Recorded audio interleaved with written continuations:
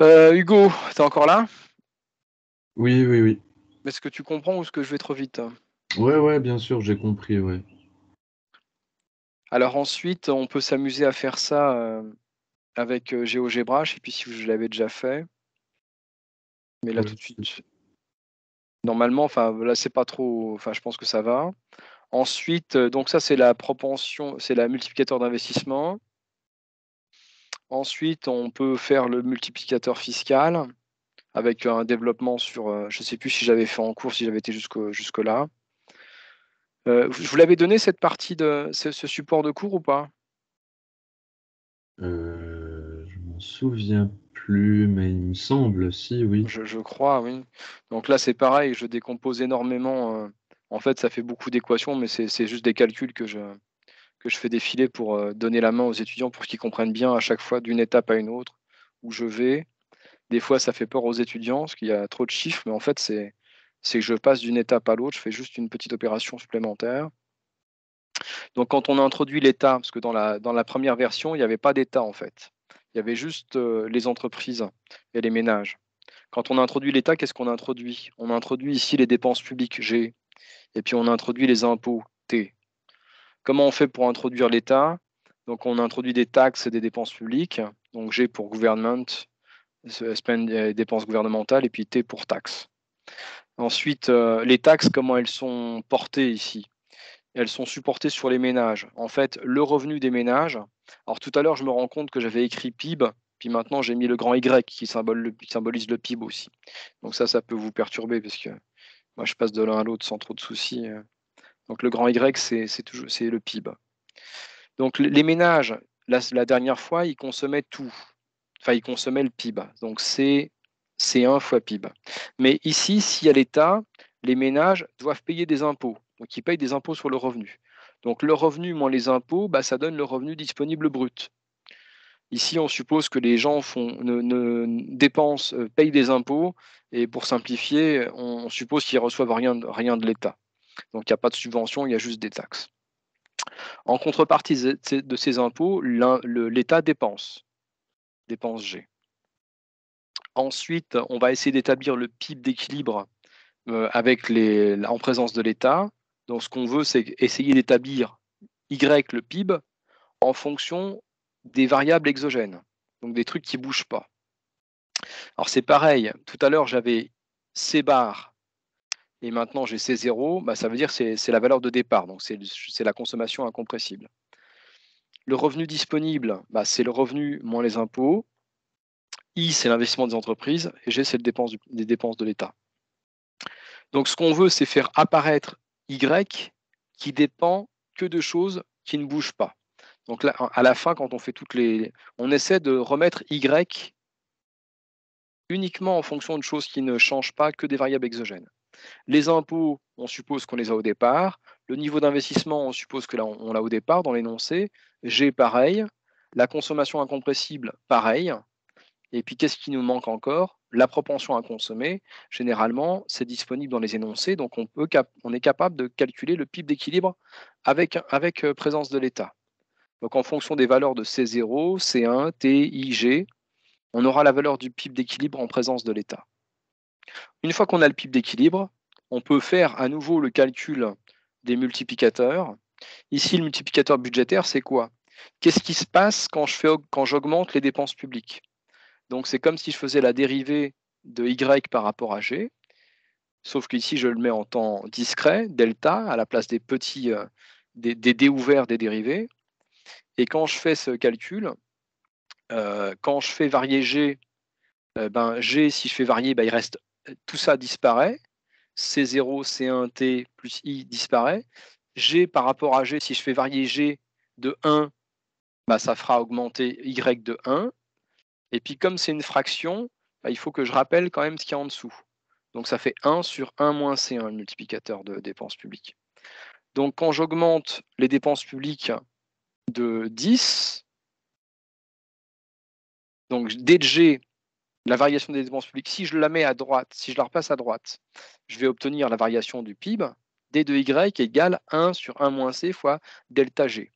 Donc si j'augmente les dépenses publiques de 10 et que ma propension à consommer est de 0,8, et ben du coup, le multiplicateur, il vaudra 5, puisque j'aurai 1 sur 1 moins 0,8, 1 sur 0,2, ça fait 5.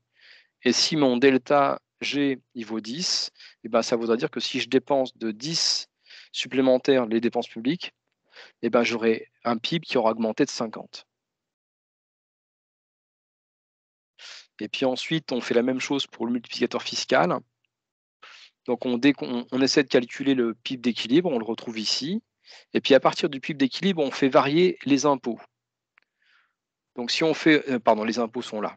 Donc a priori, si on augmente les impôts, vu que devant, il y a la propension à consommer avec un signe négatif, bah, si on augmente les impôts, les gens auront moins de sous pour dépenser, donc ça va réduire le PIB. Donc on essaie de voir quand on fait la variation de Y par rapport à une variation de T, quelle est sa valeur. Donc si on fait varier par rapport à T, bah, tout ce qui n'est pas T disparaît. Donc C0, I, G disparaît. Qu'est-ce qui reste? Bah, il reste que ce qu'il y a devant C, ce qu'il y a devant T, moins C1. Puis comme c'est un ratio, bah, on conserve le 1 moins C1. Donc du coup, le multiplicateur fiscal, il faudra moins C1 moins C1. Il est ici. Donc on peut tout de suite constater que le multiplicateur fiscal, il est négatif et qu'en valeur absolue, il est plus faible que le multiplicateur budgétaire. Parce que le multiplicateur budgétaire, il valait 1 sur 1 moins C1, alors que le multiplicateur fiscal, il vaut moins C1 sur 1 moins C1. Et comme C1, c'est la propension à consommer et on sait qu'elle est comprise entre 0 et 1, bah on sait que le multiplicateur fiscal, en valeur absolue, est plus faible que le multiplicateur budgétaire. Ça signifie que normalement, si on augmente les impôts de 100 et qu'on augmente les dépenses publiques du même montant, c'est-à-dire que si on finance des dépenses publiques de 100 par des impôts de 100, bah, il devrait y avoir un reste positif. Parce que si on fait le calcul ici, si donc le multiplicateur vaut 5 ici, donc on multiplie par 5, 100 les dépenses publiques, ça fait augmenter le PIB de 500. Si on augmente les impôts de 100 ici, ça va faire le multiplicateur fiscal moins 0,8 sur 1 moins 0,8, ça va faire 4. Parce qu'on aura moins 0,8 sur 0,2. Donc le multiplicateur fiscal vaudra 4. Donc si on augmente les impôts de 100, ça réduira le PIB de 400. Mais si avec ces 100, on s'en est servi pour financer des dépenses publiques à hauteur de 100, et que de l'autre côté, ça a augmenté de 400 le PIB, au final, on aura 500. Si on augmente de 100 les dépenses publiques, ça fait augmenter le PIB de 500. Et si on augmente de 100 les impôts, ça fait baisser le PIB de 400. Donc du coup, 500 moins 400, ça fait 100. Et donc normalement, c'est le théorème d'Avelmo, si on finance les dépenses publiques d'un même montant que les impôts, eh ben, le multiplicateur global, il sera égal à 1. Donc la philosophie de ça, c'est de dire bah, l'État a tout intérêt à dépenser parce que de toute façon, ça rapportera plus que ce que ça va lui coûter. Mais ensuite, les limites de ça, c'est de dire ça marche théoriquement, mais en réalité, si l'État dépense plus, ça va peut-être faire augmenter l'inflation, ça va peut-être faire augmenter les taux d'intérêt, et puis peut-être qu'une partie de la dépense va conduire à des importations, ce qui fera une dégradation de la balance commerciale, éventuellement une baisse du PIB. Donc ça, ce n'est que théorique, toute chose égale par ailleurs, sans tenir compte de l'inflation, sans tenir compte des effets d'éviction financière, et sans tenir compte des effets sur la balance commerciale et des fuites que ça pourrait entraîner. Voilà pour cette partie. Hugo, ça te va ou pas? Oui, oui, oui, merci beaucoup. Est-ce que je peux répondre à une autre question? Moi, j'en ai une autre beaucoup plus Dis-moi. rapide.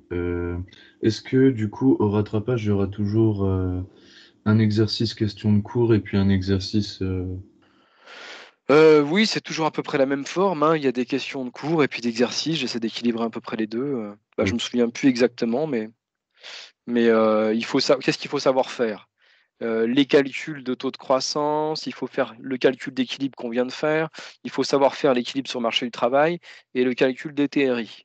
Voilà ce qu'il faut faire comme exercice. C'est toujours les mêmes, hein. Alors au premier semestre, première année, pas bien réveillé, peut-être que vous avez pas bien compris, mais c'est quoi ça? Ah oui, c'est le truc qui traduit tout ce que je raconte en anglais qu'il comprend pas, d'accord. Il y a dû y avoir la transcription là qui marche pas. Il a pas compris que c'était en français. Ce que je veux dire, c'est que, bah, normalement, après une année à la fac, vous devriez maintenant comprendre un peu comment on fonctionne. Moi, je pense pas avoir les examens les plus difficiles, hein, parce que, normalement, vous savez exactement j'ai donné toutes les questions, j'ai donné tous les exercices, il y a pas beaucoup de surprises, hein. Pardon, j'étais perturbé par le défilement de toutes ces trucs-là. Alors qu'est-ce que tu voulais comme autre question? Ah oui, une question précise, oui, sur l'examen, oui. Bah, l'examen aura à peu près la forme du premier examen, quoi, hein, avec des petites variations, mais est-ce qu'il y a des gens qui ont des questions? J'ai besoin de refaire d'autres exercices? Ambre, pourquoi tu es là?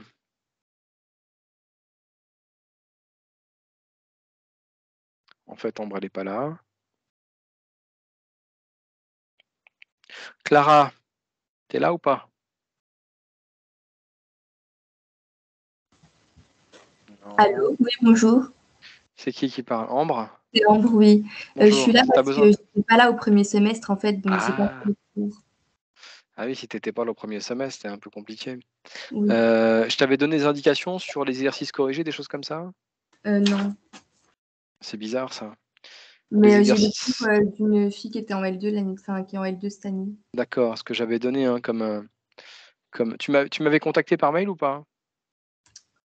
Je sais plus. Parce qu'il y a quelqu'un qui m'avait demandé des choses. Alors c'était une gestionnaire, je crois. D'ailleurs, est-ce que j'ai appelé les gestions? Je sais même plus. Mes cours, les supports sont ici sur mon site, hein. Alors D'accord. il faut s'y retrouver un petit peu, mais et là, sur le support de TD, il y a pas mal d'éléments de correction. D'accord. J'essaie de le démarrer, ça c'est un peu lent. Les cours sont quasiment tous là, hein, en PDF et puis, il y a pas mal enfin d'exercices et cetera sont tous sur le TD. Et pourquoi ça ne vient pas?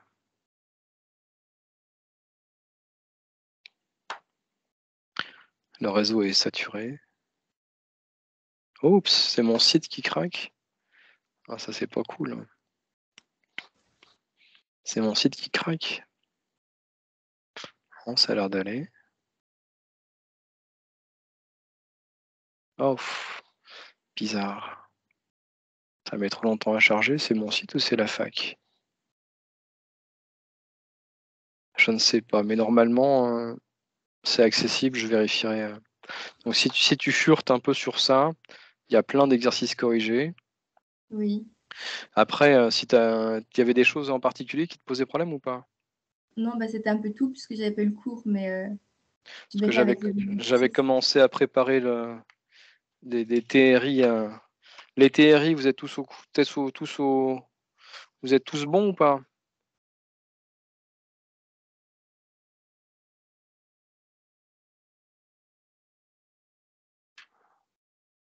Parce que j'avais préparé des exercices de TRI, je sais pas si ça intéresse quelqu'un?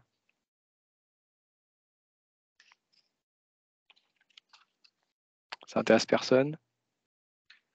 Oui, moi, ça m'intéresse, s'il vous plaît, monsieur. On refait un peu ça. Alors attendez, je dois pouvoir mettre, un tableau blanc. Je sais plus si je pouvais écrire avec ça. Information en notes, il est où le tableau blanc? Ça fait longtemps que je me suis pas servi de tout ça, j'ai un peu perdu. Tableau blanc, il est où? Plein écran, activité. Bah, je vais me servir d'autre chose. Je vais me servir de Paint. Accessoires. Donc je vais refaire vite fait, les exercices de TRI de l'examen de première session. Donc, sur le TRI, il y avait 3 projets. Alors je crois que c'est le projet A. Ça coûtait 25 000 en investissement initial. Vous me dites si c'est pas ça, je pense que c'est bon. Ça coûtait ça et puis, ça pouvait rapporter 28 000. Alors ça, c'est le plus facile, hein. Donc le problème avec le calcul du rendement d'un projet, c'est que vous dépensez maintenant et vous recevez de l'argent un peu plus tard. Donc il y a le problème de l'actualisation. Il faut pouvoir ramener une valeur future à une valeur présente. Et donc pour actualiser, bah, qu'est-ce que ça veut dire? C'est que si vous avez, 25 000 tout de suite, vous auriez pu le placer à un certain taux qui vous aurait rapporté de l'argent au bout d'1 an. Et du coup, il faut tenir compte de ce rendement pour dire: «Est-ce que c'est plus intéressant de placer mon argent dans une entreprise qui va me rapporter un certain montant? Ou est-ce que c'est mieux de laisser, mon argent sur le compte en banque qui va me rapporter, quelque chose si je le place sur le livret?» Donc pour actualiser, en fait, je vous rappelle, on fait, la somme divisée par 1 plus R puissance t. Ça et t, ça dépend du nombre d'années, où on peut placer son argent. Donc, le calcul du TRI, c'est quand on annule la vanne. Donc je vais réécrire la vanne. Donc normalement, on peut gagner 28 000 à la fin de l'année. Donc on va l'actualiser au taux 1 plus R. Et ici, on devrait mettre T qui serait égal à 1. Donc si c'est puissance 1, c'est comme si on pouvait l'annuler. Et par contre, ça va nous coûter 25 000 tout de suite. Et ça, on voudrait que ça soit égal à 0. Parce que ça, c'est la formule de la valeur actualisée nette. Et la valeur actualisée nette, quand elle est égale à 0, ça donne le taux de rendement interne. Donc on voudrait pouvoir trouver la valeur de R qui permette d'annuler la vanne. Donc ici, c'est assez simple parce qu'il n'y a qu'une seule année, donc la puissance, c'est juste 1, donc ça va tout seul. Donc ensuite, moi, ce que je fais, c'est que je simplifie. Hein. Les zéros, je les enlève.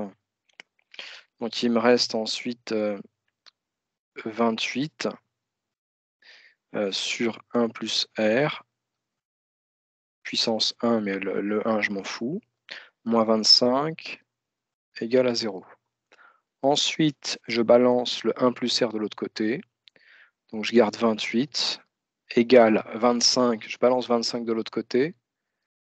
Et pour faire disparaître ça, je multiplie par la même chose. Donc je fais 1 plus R. Il n'est pas beau mon 1. Ensuite, je distribue 28 égale 25 plus 25 R. Donc ici, j'ai 28, je repasse 25 de l'autre côté, donc 28 moins 25, il reste 3. Et puis j'ai 25 R. Du coup, R est égal à 25 sur 3. Et donc ça fait 0,12. Donc si on met en pourcentage, ça fait 12%. Donc ça, c'est le calcul de TRI le plus simple qu'on puisse avoir. Ensuite, ça se corse un petit peu. Alors je vous redonne ça, mais bon, il y aura la vidéo pour cette partie-là. Je le remets en... Je le partage. Conversation. Ensuite, je fais le un peu plus compliqué. Alors, je vais faire le projet. Le B ou le C, c'est lequel le plus compliqué? Monsieur, Oui.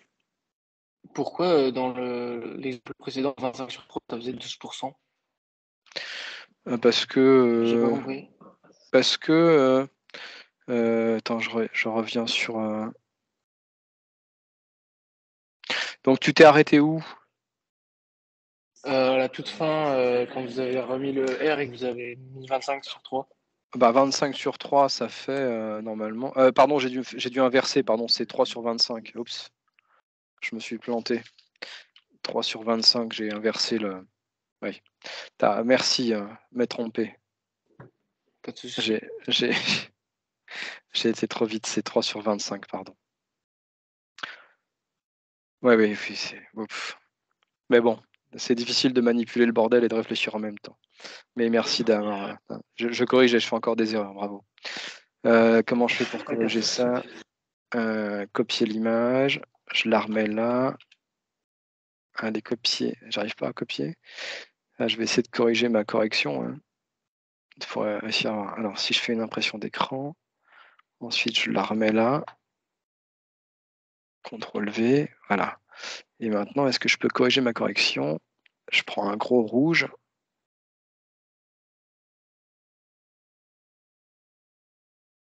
Un gros, j'ai dit. Feutre. Et du coup, c'est 3/25.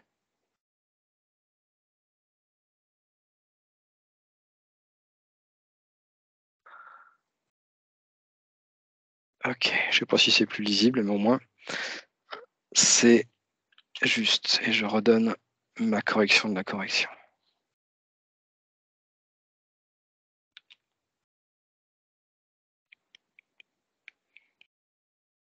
Ah, ça n'a pas pris? Bizarre, pourquoi ça n'a pas pris? Ah, c'est parce que quoi? Pourquoi ça prend pas impression de l'écran? Je vais y arriver, hein. CTRL V.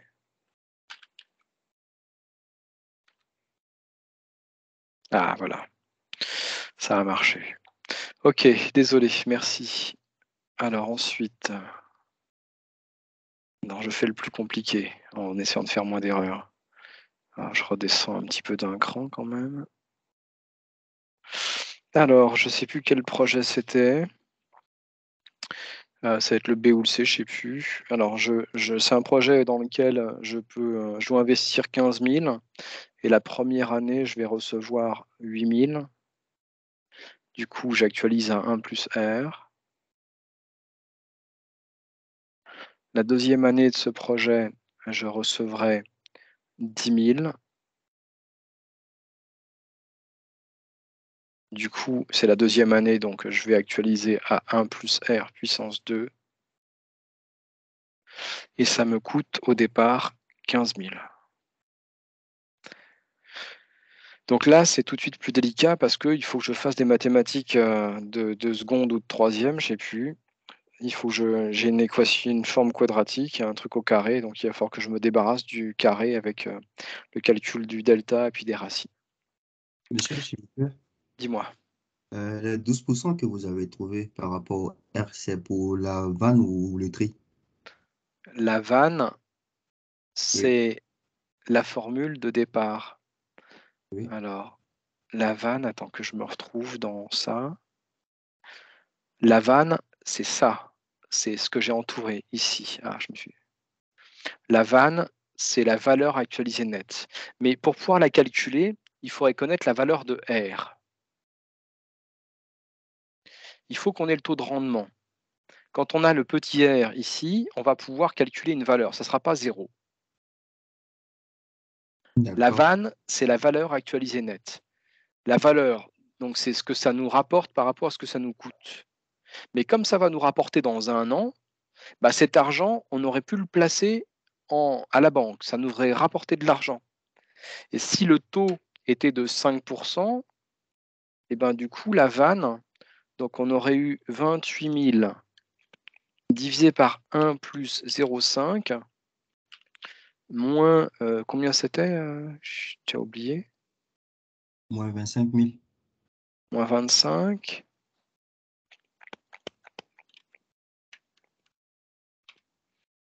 J'ai oublié de mettre le égal. Et là, je trouve la vanne. Donc la vanne est de 1666,667. Ça, c'est la vanne. Et quand on calcule le TRI, en fait, on veut annuler la vanne en cherchant la valeur de R qui permet d'avoir une vanne égale à 0. Monsieur? Oui. Ah non, excusez-moi. Pardon. Donc on calcule la vanne. La vanne, quand on la calcule, c'est qu'on a le taux d'intérêt. À combien ça nous rapporte de placer l'argent. Et ensuite, quand on calcule le TRI, c'est en fait, on cherche le rendement du placement. Donc le rendement de l'investissement ici. Donc notre inconnu maintenant, c'est R. Quelle sera la valeur du rendement qui va permettre d'annuler la vanne? Et quand la vanne sera égale à 0, ça voudra dire qu'en fait que c'est équivalent de placer son argent à ce taux d'intérêt à la banque ou de le placer dans le projet d'investissement. Et ensuite, on regarde quel est le taux auquel la banque quel sera le taux d'intérêt proposé par la banque. Si le taux d'intérêt, il est de 8%, alors que votre TRI, il est de 12%, eh ben, a priori, ça vaudra le coup d'investir dans cette entreprise plutôt que de placer votre argent en banque, puisque ça rapporte plus l'entreprise que la banque. Ensuite, si on voulait être exact, il faudrait retirer des 12% une prime de risque, c'est-à-dire que quand vous investissez dans un projet, vous n'êtes jamais sûr que ça peut vous rapporter 12%, puisque ce n'est que des anticipations de revenus. Donc si on mettait une prime de risque de 5%, bah, finalement, ça vaudrait peut-être 7% diminuer du risque, et peut-être que ça vaudrait plus le coup de placer son argent en banque plutôt que de le placer dans une entreprise, parce que peut-être que compte tenu du risque, ça vaut peut-être plus le coup de le laisser en banque. Mais le coût du risque, j'en ai pas bien parlé. On fait comme s'il n'y avait pas de risque en fait. Donc on compare ce que l'entreprise pourrait rapporter, ici 12% sur le premier projet, éventuellement comparé au taux d'escompte, ce que ça rapporterait de laisser l'argent à la banque, et comme ça on se décide si on place son argent à la banque ou si on se lance dans un projet d'investissement. Ça va? Oui, c'est bon, merci. Ok. Donc ensuite, le projet qui est un peu plus compliqué parce qu'il met en œuvre 2 périodes. Donc à partir du moment où j'ai 2 périodes, eh ben, j'ai une puissance ici qui va m'ennuyer. Donc la première des choses, quand j'ai un truc comme ça, déjà, j'enlève les zéros. J'enlève les zéros. Donc c'est comme si je divisais par. Alors ici, j'en ai enlevé un de trop, pardon. Je le garde, celui-là. C'est les 3 là que j'enlève. J'enlève 3 zéros partout. Et donc du coup, il me reste déjà 8 sur 1 plus R, plus 10 sur 1 plus R2, moins 15. Déjà, ça fait un peu moins peur. Ensuite, j'ai toujours mon 1 plus R2 qui me casse un peu les pieds. Donc, il y a plusieurs façons de s'en tirer avec ça. Moi, je dis que je pose X égale 1 sur 1 plus R. Résultat, quand j'aurai 1 plus R, en fait, je vais écrire X. Donc, du coup, je vais avoir 8X plus 10X puissance 2 moins 15 égale 0. Alors là, je suis content parce que j'ai ce qu'on appelle la formule canonique. C'est à partir de là où je peux utiliser la formule du delta. Delta égale B carré moins 4A fois C. Donc C, c'est la valeur de la constante. La constante ici, c'est 15. Ensuite, alors comme j'ai des couleurs, je vais les prendre. B, c'est la valeur du X, 8. Donc c'est 8.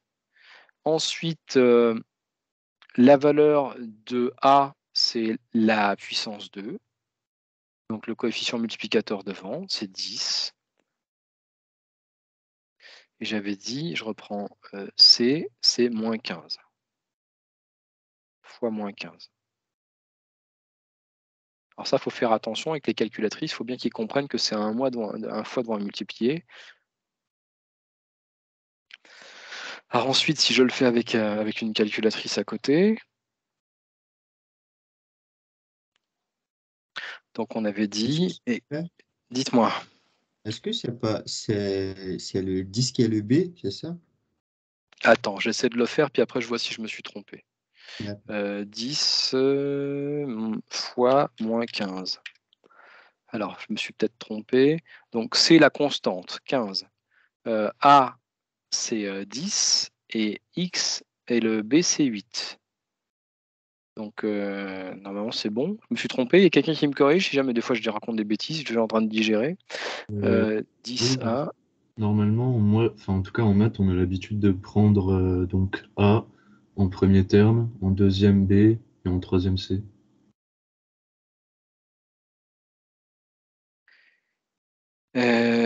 Alors, attends, je regarde sur mon truc. 8 au C'est bon, c'est ça. carré.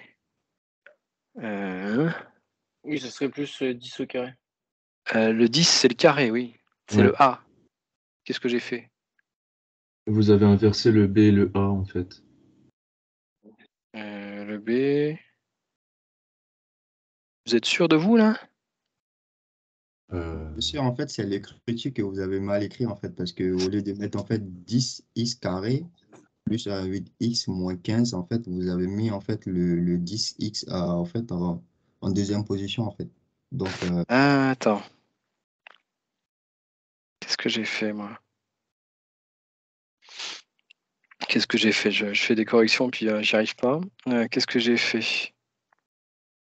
X, 10x. Mais j'ai envie de continuer pour voir si je me trompe. Là, j'arrive pas à voir où je me trompe. Monsieur, Ouais. le 8, vous n'avez pas oublié de le mettre au carré? Parce que 8 au carré moins 4 fois 10 fois moins 15, moi j'ai calculé, ça fait 664. Ouais, c'est ce que j'ai aussi sur mon papier, là. Qu'est-ce que j'ai foutu? Oui, c'est 8, juste le B et le A 8x qui sont moins... inversés.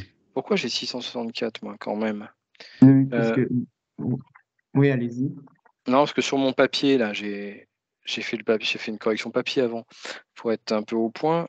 Et je me trouve, donc le total ici, c'est 664. Donc redites-moi où je me suis trompé. Bah, En fait, dans ce que vous avez écrit dans dans votre discriminant, alors je ne sais pas si vous avez fait le bon calcul sur Excel, mais le 8 au carré, donc ça fait 64, moins 4 Ouais, fois 10 fois moins 15, ça fait 600. 600 ouais, et 64, ça fait 664. ok. Donc ça, on est d'accord. Oui, c'est ça. Alors du coup, elle est où l'erreur?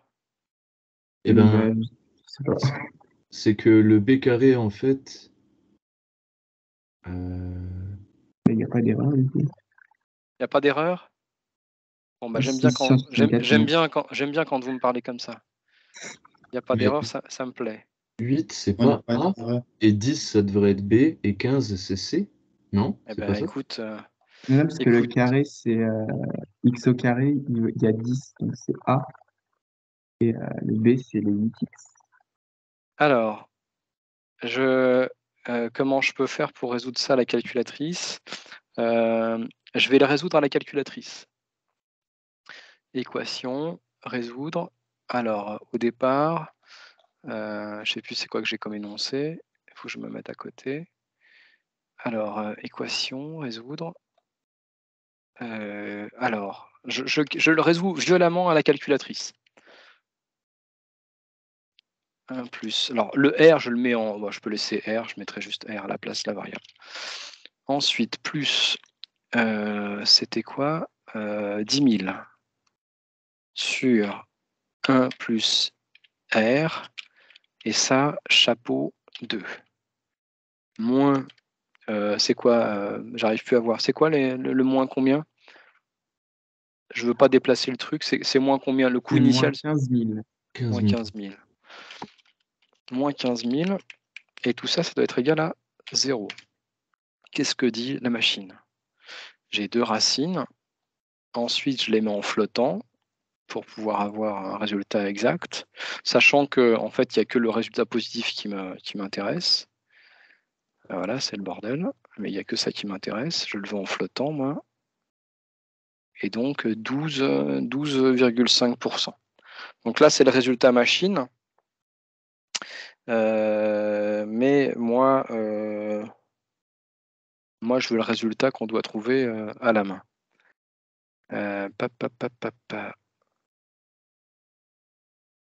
Alors, d'ailleurs, en plus, je ne trouve pas le même résultat quand j'ai fait à la main. J'ai dû me planter quelque part. C'est pas grave. Continuons. Alors, si on admet que le delta, c'est bien 664, on peut continuer. Donc, alors, 664. Ensuite, on a les racines. X1 égale moins B moins delta moins racine de delta sur 2A. Et puis x2 égale moins B plus racine de delta sur 2A. Alors, le B pour moi, c'était le 8. Donc, x1 Donc moins 8, moins racine de 664 sur 2 fois A. A, ça valait 10. Et donc ensuite, je refais ça à la machine pour savoir si c'est combien ça vaut. Donc moins 8, moins 664 puissance 1 demi pour la racine. Et tout ça, je vais le diviser par 20. Donc du coup, de toute façon, a priori c'est négatif, donc ça ne va pas m'intéresser. Je trouve moins 1,68. Je ne sais pas si vous trouvez ça. Moins 68, cette racine ne m'intéresse pas parce qu'elle est négative. Donc je dois trouver un résultat positif. Donc ça, résultat négatif. Donc, alors c'est pas le résultat définitif, parce que j'ai fait une transformation. Mais avec la transformation, je sais que je ne le retransformerai pas en positif, donc cette racine ne m'intéresse pas. Donc je passe ensuite à la deuxième, à x2. Donc c'est toujours moins 8, plus 664. J'ai l'impression d'être en maternelle quand j'écris avec la souris, divisé par 10. Alors ensuite, je le refais dans Excel à côté. Moins 8, plus 664 puissance 1 demi pour la racine. Je découpe mon résultat pour plus de simplicité. Je me suis rendu compte que ici, il me manquait un truc, 2 fois A. Et donc ça divisé par 20, ça divisé par 20. Et je trouve 0,88. Donc ça, a priori, ça m'intéresse. Le résultat est positif. Mais ça, ce n'est pas le résultat définitif parce que j'avais posé x est égal à 1 sur r. Donc maintenant, il va falloir que je repose, je fasse l'inverse. Donc 0,88 égale 1 sur 1 plus r. Et moi, ce que je cherche, c'est r. Donc, je vais refaire 0,88. Je balance 1 plus r de l'autre côté. 1 plus r égale 1. Donc, j'aurai 0,88 plus 0,88 r égale 1. Alors ensuite, si je rebalance de l'autre côté, je vais avoir 1 moins 0,88, ça va faire quoi? 0,12. 0,12 divisé par 0,88. Et donc, je trouvais bizarrement 13,6, alors que tout à l'heure, quand je l'ai fait violemment au calcul, je trouvais 12,6. Qu'est-ce que j'ai fait comme erreur? Ou est-ce que j'ai fait une bêtise? Ici, je trouvais 12,6. Qu'est-ce que j'ai fait comme... Est-ce que j'ai bien mis le bon 8000, 10 000, 15 000? Qu'est-ce que j'ai fait comme bêtise? L'énoncé est 8, 10, 15. Comment ça se fait que j'ai un écart entre les deux comme ça? Où est-ce que j'ai fait une erreur? Est-ce que vous faites avec moi ou pas? Oui, Bah, alors, j'ai trouvé 0,13. 0,13, comment t'as fait? Après avoir trouvé le 0,88, j'ai posé que 1 sur 1 plus R est égal à 0,88. Et ensuite, j'ai cherché en fait le R et j'ai trouvé 0,13. Environ Pourquoi? 13%. Ah bah si, ouais. Ah bah si. Qu'est-ce que j'ai dit? Ouais, c'est la même 13,6. Alors que quand je le fais par le calcul violemment, je trouve 12,5. Comment ça se fait? C'est quoi la différence? C'est le nombre c'est le nombre de virgules derrière. Le nombre de chiffres derrière la virgule? C'est bizarre. Comment ça se fait que je trouve un truc moins bien avec la calculatrice que quand je le fais à la main? 0,80, nanana, puissance 2, moins 15 égale 0. C'est bizarre, c'est à cause des flottants. Vous trouvez tous 13,6 à la main, comme ça? Bizarre. Alors comment en fait je pourrais encore vérifier? Je pourrais essayer de vérifier aussi autrement. Je vais essayer de le vérifier d'une autre manière avec mon GeoGebra. Alors, je vais réécrire l'équation dans GeoGebra, puis je regarderai quand la courbe, elle vaut 0, quoi. Vas-y, montre-moi ça. Monsieur, Dites-moi. c'est bon, j'ai trouvé. C'est en fait c'est parce que vous avez pas pris la valeur exacte comme sur votre fil. Enfin, vous avez fait le calcul, voilà, directement là. Ça a pris toutes les décimales qu'il y avait, donc c'est pour ça qu'ils ont trouvé 0,125606, c'est ça? Ouais, Ouais, bah c'est l'utilisation des décimales en fait. Comme il y d'accord. avait beaucoup plus de numéros, beaucoup plus de chiffres, et ben Ah, c'est ça a possible. changé le résultat. Ah, putain, mais c'est impressionnant parce que ça change quand même de 1 centième, quoi.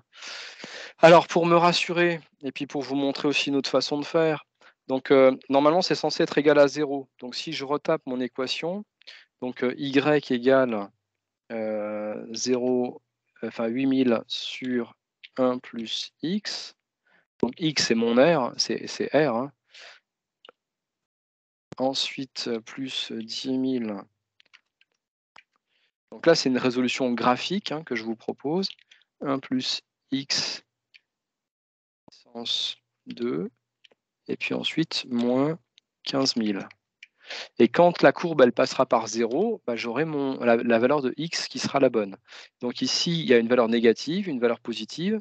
Puis je peux demander à GeoGebra, trouve-moi les valeurs, affichez-moi les propriétés. Non, c'est où déjà que je vais outils, je crois. Voilà, mes points, mes racines. Voilà. Trouve-moi les racines de ce machin-là. Alors, je ne sais jamais combien ça marche, mais bon, généralement, je finis par y arriver. Mais voilà, G, elle vaut combien, la G? Ma racine en G, il me casse les pieds. Des fois, il faut que je zoome, que je dézoome. Ça marche, mais il faut, voilà. 12, on est content. Donc là, 12, là, je fais mon énervé. Et donc, la racine, il ne veut pas me la donner. Si elle est là, elle est cachée. 12, 9. Je descends, je descends. Enfin, je pourrais continuer longtemps. Mais bon, si vous me donnez 12, 5, je suis content. Bon, j'arrête, je me calme. Donc, vous avez aussi une résolution graphique, quoi. Voilà. Je peux vous aider pour autre chose? Alors, j'en étais où, moi? Marché du travail, il faut que je vous aide aussi. Oui. Alors, j'avais commencé l'exercice du marché du travail, puis j'avais pas tout à fait fini. Donc, je reprenais l'exercice de la dernière fois. Donc, on dit équilibre sur le marché du travail, une économie fictive. Donc, on a une fonction de production qui est égale à 650 fois la quantité de travail, puissance 2 tiers. Alors, j'avais été un petit peu vache parce que la puissance 2 tiers, ça fait des calculs un peu plus casse-pieds que quand on met un demi, quoi. Mais bon, on doit pouvoir y arriver quand même. Donc, qu'est-ce qu'on rappelle? Le prix de vente réalisé est de 15 € par pièce, et puis on a disponible 15 000 travailleurs. Le salaire dans cette économie, il est de 1 250. Qu'est-ce qu'on pose comme question? Quel est le taux de chômage dans cette économie? Quel serait le salaire minimum autorisant le plein emploi?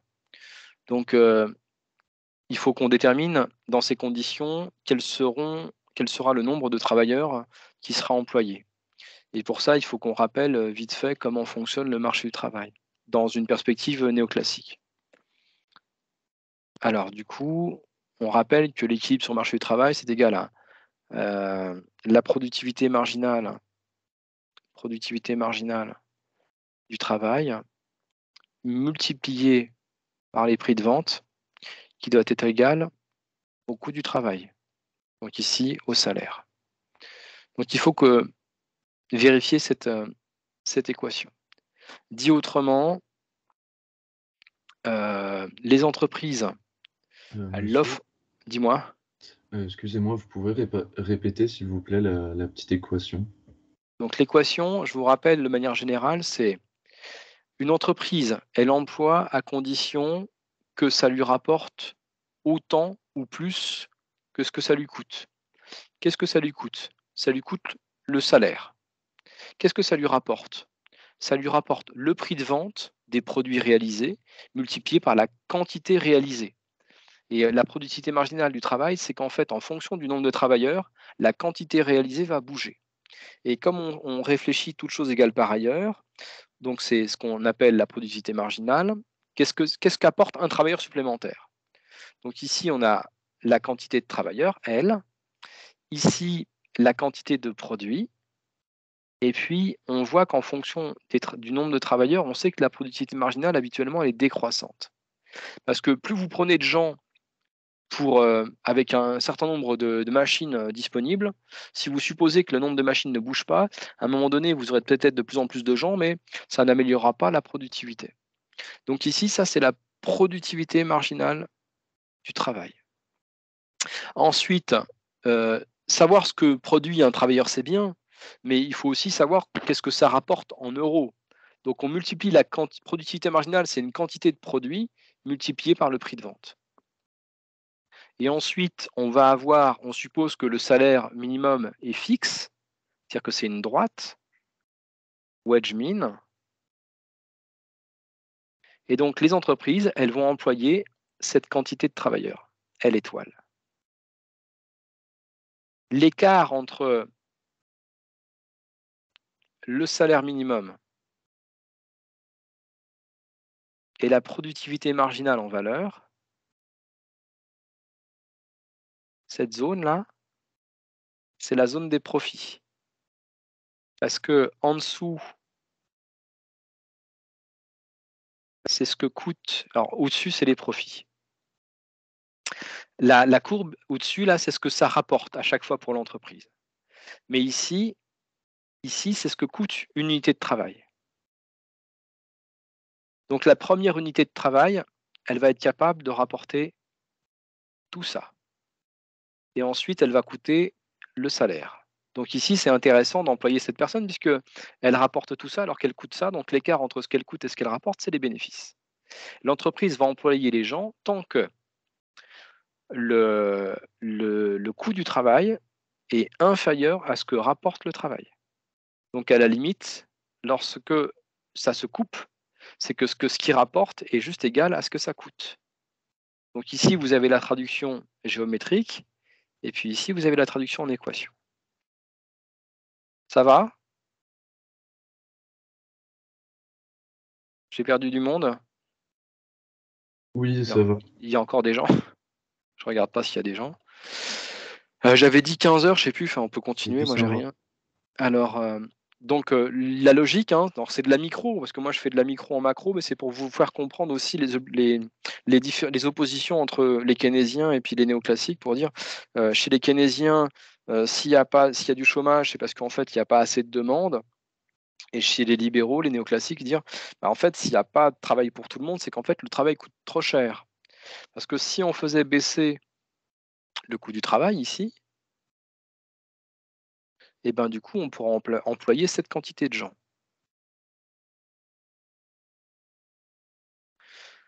Donc s'il y a du chômage, pour les néoclassiques, c'est qu'en fait, le coût du travail est trop important. Mais on réfléchit toutes choses égales par ailleurs. Donc ça, c'est les éléments théoriques, et puis ensuite, on va repasser du côté mathématique. Alors, je remets dans ma calculatrice, analyse, dérivée. Alors, qu'est-ce que j'ai comme fonction de production? J'ai 650 fois L puissance 2 tiers. Donc, en fait, on a le travail. Donc, habituellement, je mettais 1 tiers. Donc, ça veut dire que c'était une racine. Là, j'ai voulu faire le malin. J'ai mis 2 tiers pour rendre les choses un peu plus compliquées, honnêtement. Et puis, je regarde ce qui se passe. Donc, on fait la dérivée par rapport au travail, L, et on dérive une fois. Donc la dérivée, ça donne ça. Donc ça, c'est la productivité marginale du travail. Donc la dérivée, je vous rappelle, la fonction générale, 650 fois L puissance 2 sur 3. Quand on fait la dérivée de ce machin-là, à la main, et ben, la dérivée, quand on fait L puissance N dérivée, bah, ça fait N, L, N moins 1. Et puis comme on a une multiplication, la dérivée de la multiplication, U fois V dérivée, c'est égal à U dérivée fois V plus U fois V dérivée. Donc si 650 c'est U et que V c'est L, donc la dérivée de U, la dérivée de 650 c'est 0 parce que une constante, 650 c'est une constante, donc en fait ça disparaît. Donc la première partie disparaît. Ensuite, U, bah, c'est 650. Dérivée de V. Donc il faut faire la dérivée de L. Et la dérivée de L, on reprend cette formule-là. Donc L puissance n, dérivée, c'est égal à n fois L, n-1. Donc n ici, c'est 2 tiers, fois L, puissance 2 tiers, moins 1. Et donc c'est comme si on avait puissance moins 1 tiers. Alors c'est ça qui est un petit peu casse-pied à manipuler, quoi. Ensuite, donc ça, c'est la productivité marginale du travail. Ensuite, pour pouvoir avoir l'équation ici, donc j'ai déterminé ce premier élément-là. Ensuite, le prix de vente, il nous est donné, il vaut 150. Et puis ensuite, le salaire, il nous est aussi donné, il vaut 1250. Donc, je dois résoudre cette équation. Donc, en fait, il faut que je trouve la valeur de L qui permette d'avoir l'équilibre entre ce qui se passe à droite et ce qui se passe à gauche. Donc, pour ça, je le refais vite fait à la calculatrice. Donc ça, c'est la valeur de la dérivée. Alors du coup, ça a été un peu simplifié. C'est la même chose que là, mais un peu simplifié. Donc je reprends ma dérivée, résoudre. Donc ma productivité marginale fois le prix de vente des produits égale 1250. Ici, c'est L que je cherche, donc je mets égal à L. Et je trouve une quantité de travail de 140 608. Alors là, je suis un petit peu vache parce que moi, je fais tout à la calculatrice alphanumérique et vous n'avez sans doute pas ce genre de jouet. Et donc, du coup, il faut être capable de sortir tout ce truc-là et il faut être capable de résoudre ça avec la calculatrice sans tous les jouets que moi j'ai. Et j'avoue, tout à l'heure, je n'ai pas réussi à le faire. Enfin, j'ai juste fait, j'avais fait les terribles, puis il m'a manqué un peu de temps pour finir ça à la main, parce qu'en fait, je le faisais facilement à la calculatrice. Et puis après, j'ai eu un petit peu plus de mal à le faire à la main. Il y a quelqu'un qui arrive à le faire ou pas? Alors, il faudrait qu'on réussisse à le faire à la main. Alors, je vais essayer de couper cette partie-là. Sélection. Copier. Fichier nouveau. Donc, il faut absolument être capable de résoudre ce truc. Alors, 6050. Donc, ça fait quoi ça? 1300 divisé par 3. On va essayer de simplifier un peu les trucs. Ensuite, fois L puissance moins 1 tiers égale, j'ai oublié le fois 150, fois 150 égale 1250. Alors, comment je peux essayer de faire pour simplifier ce machin-là? 1250 divisé par 1250 divisé par 150, ça donne quoi? 8,33. Bon, allez, je tente. 8,33. Donc, c'est ça et ça. Ensuite, il me reste donc 1300 par 3 fois L moins 1 tiers. Donc voilà ce qu'il faut que je résolve. Et donc la difficulté, c'est de retirer le moins 1 tiers. Alors moins 1 tiers, c'est comme si j'avais 1 sur L puissance 1 tiers. Et puis après, je pourrais faire quoi? Si j'enlève le 3 et que je multiplie par 3 ici, c'est pas forcément génial, mais alors ça fait combien? Ça fois 3. Ah si, c'est bien ça. 25, c'est cool. 25. Donc il me reste, donc c'est vraiment le bins mon truc. Je recopie ça, je continue. Alors il me restait, je sais plus tout à fait. Alors il devait faire quoi? Il devait me rester 1300 fois L moins 1 tiers égale 25. Alors, pour enlever le moins 1 tiers, donc on dit quoi? X puissance A fois X puissance B est égal à X A plus B. Est-ce que c'est ce truc-là que je vais utiliser?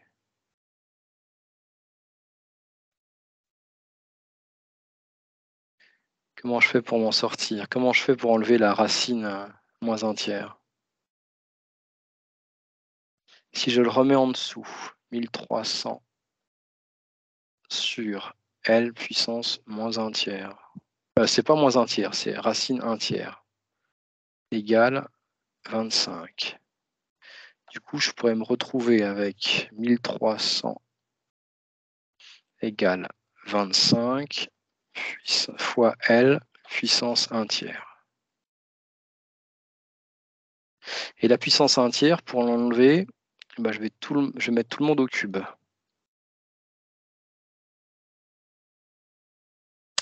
Alors ensuite, 1300 au cube, ça fait quoi? 1300 puissance 3. Ensuite, 25 puissance 3.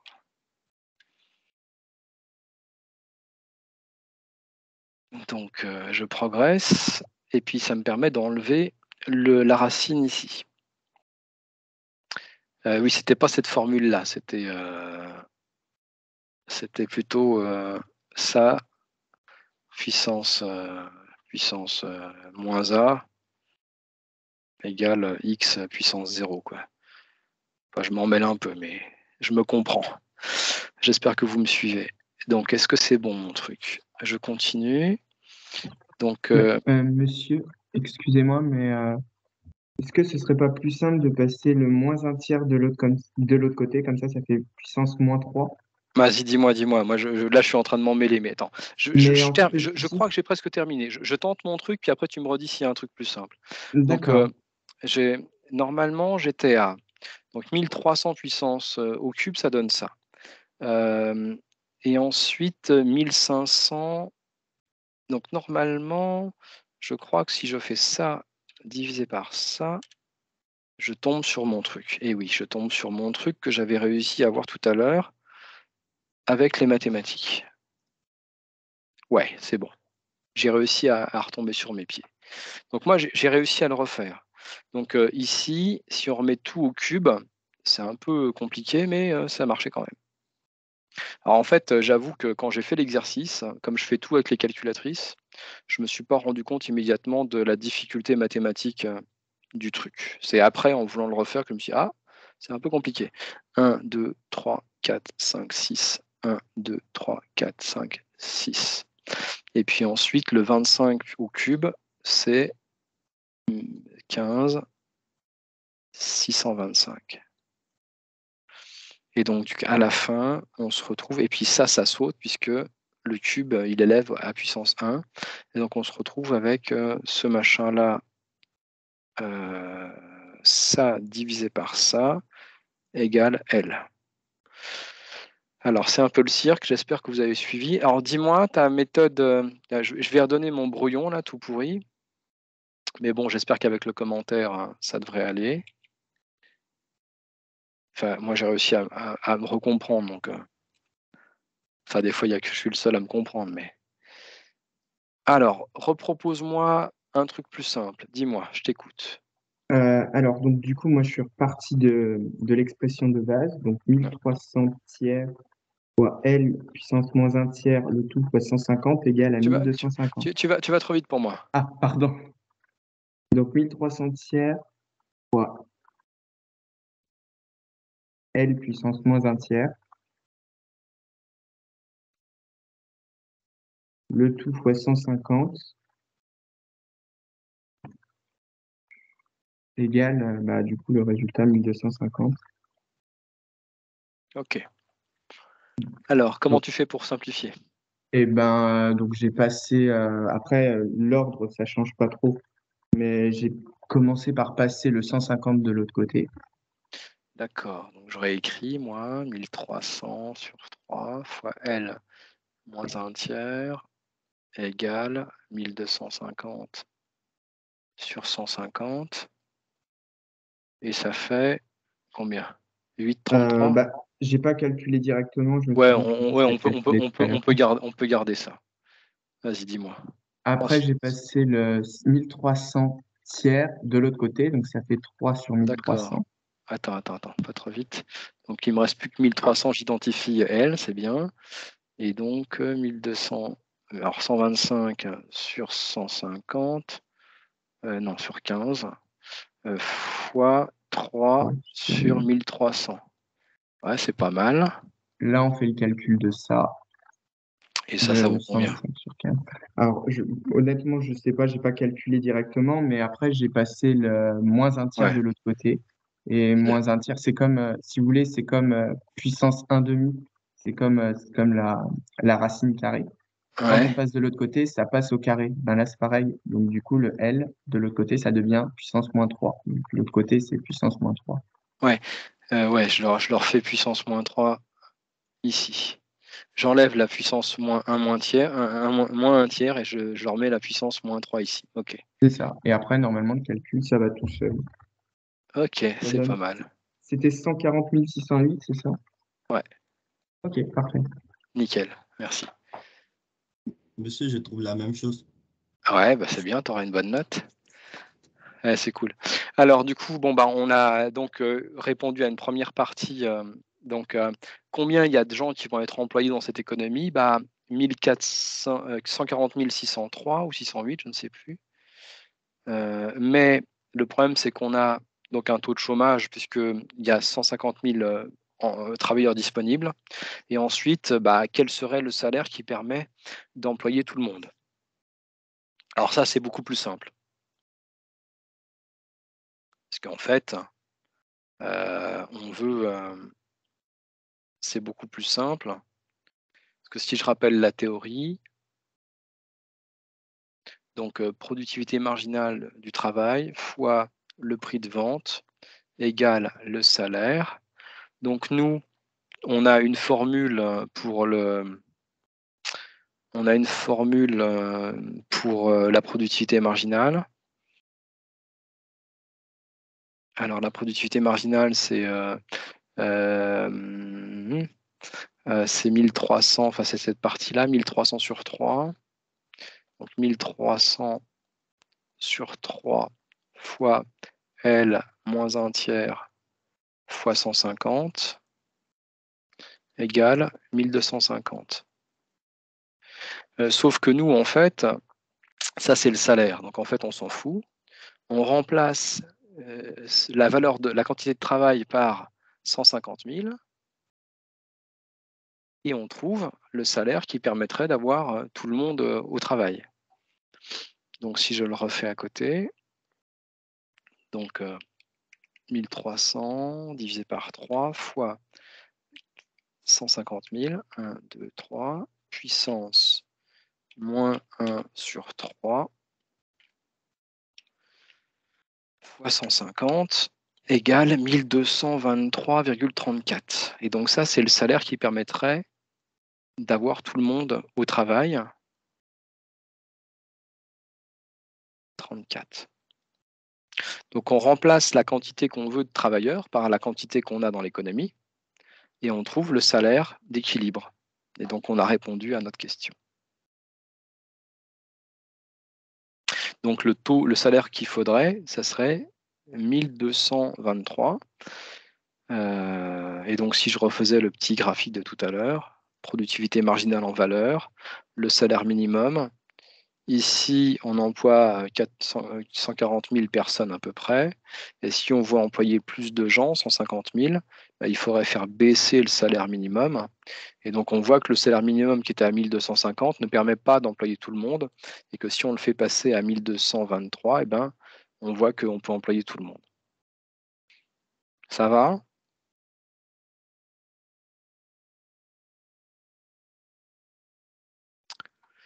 Donc j'ai fait la plupart des exercices que je peux demander. Après, vous pouvez aussi revenir sur des questions théoriques si vous avez besoin, hein, des questions de cours. Monsieur, vous n'avez pas répondu à la dernière question, le taux de chômage. Ah, quel est le taux de chômage dans cette économie? Effectivement, j'ai été un peu vite. Donc le taux de chômage, c'est quoi déjà la formule? C'est la population active moins la population occupée sur la population active. La population active, c'est les gens qui voudraient travailler, 150 000. Sur le nombre de gens qui travaillent, alors tout à l'heure on avait trouvé 140 608, je crois, sur 150 000. Alors ça donne... alors du coup, je sais pas. J'ai pas refait le calcul tout de suite. Donc 150 000, 1, 2, moins 140, 608. Et ça divisé par 150. 1, 2, 3.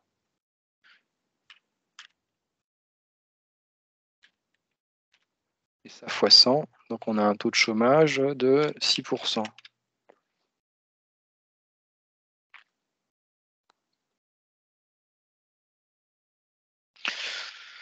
Donc population active, moins la population occupée sur la population active. Et puis si on veut le mettre en pourcentage, on multiplie par 100.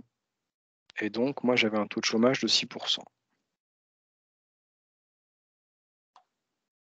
Je crois que j'avais regardé à peu près le taux de chômage actuel. Taux de chômage France, ou bien celui qu'on nous avait promis d'atteindre à la fin de l'année.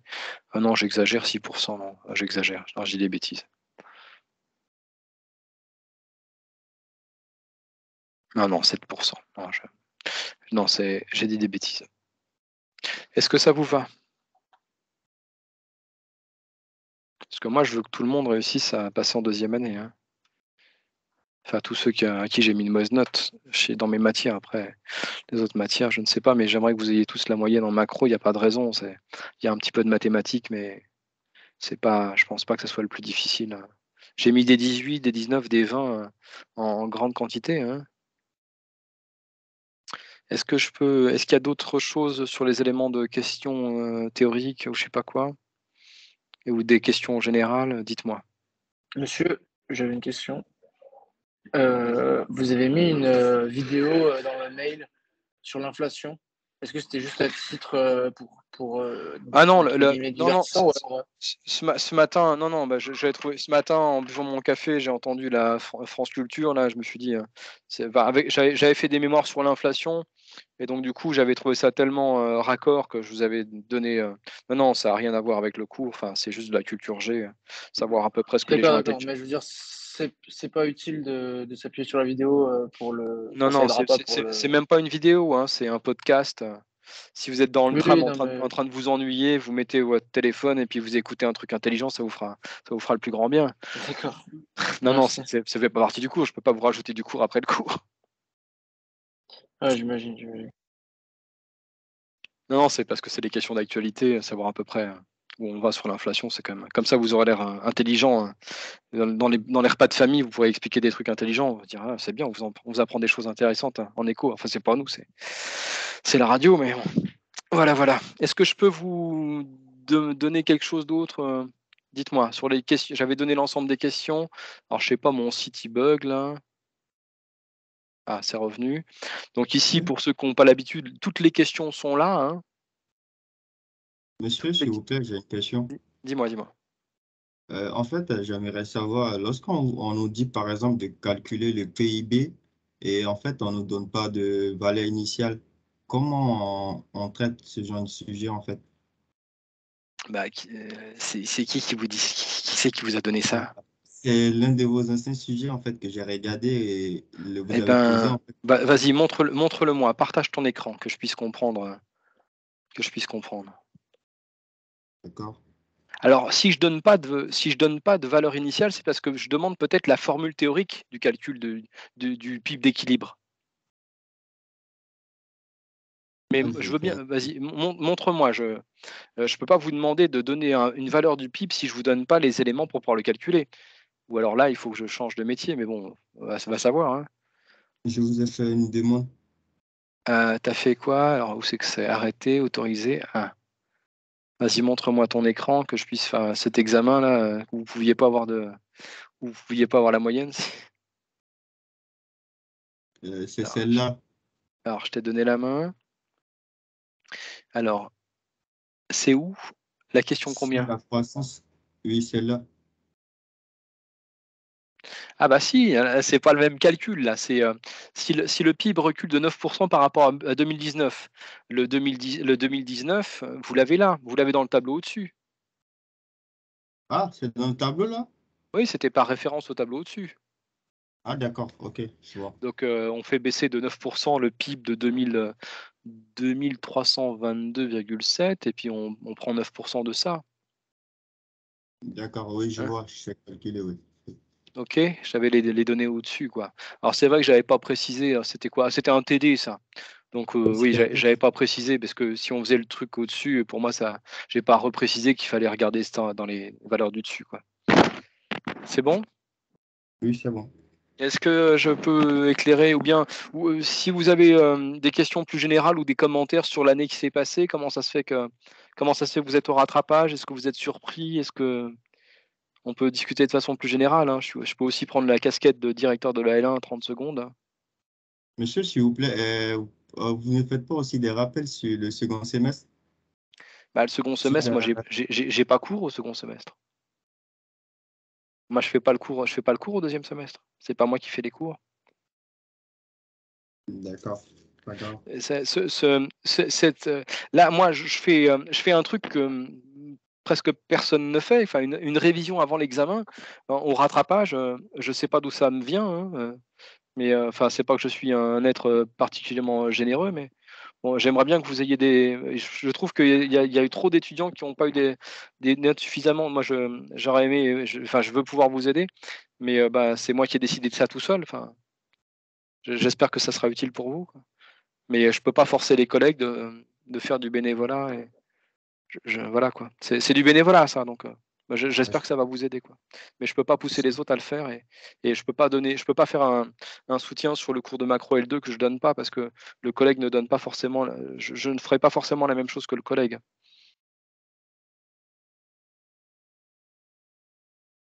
Ok, merci, c'est gentil. Marie-Ange, Oui.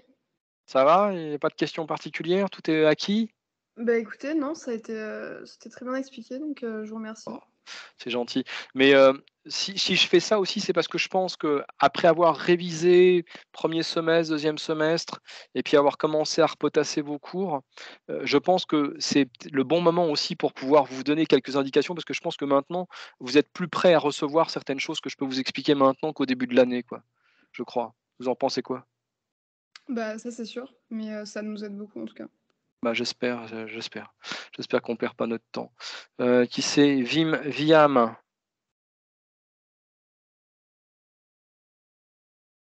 Laura, Lauriane, Antoine,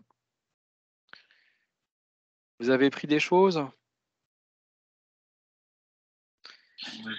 Oui, et j'avais une dernière question, il me semble qu'on vous a déjà posé à peu près la question tout à l'heure, mais donc le CT de rattrapage, ça va se présenter comme celui qu'on a eu au S1, c'est-à-dire qu'il y aura une moitié sur les calculs et une moitié sur la partie un peu plus littéraire, si je puis dire. Voilà, je ne l'ai plus en tête sur savoir si c'est égal ou pas, mais oui, il y a une partie un peu question de cours, un peu question de réflexion, puis ensuite une partie exercice.